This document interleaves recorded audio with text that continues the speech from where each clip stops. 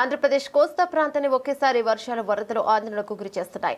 ఓవైపు ఉత్తర కోస్తా సమీపంలో ఉపరితల ఆవర్తనం కారణంగా భారీ వర్షాలు కురిసే అవకాశం ఉండగా మరోవైపు కృష్ణా గోదావరి నదులకు వరద ఉధృతి కొనసాగుతోంది.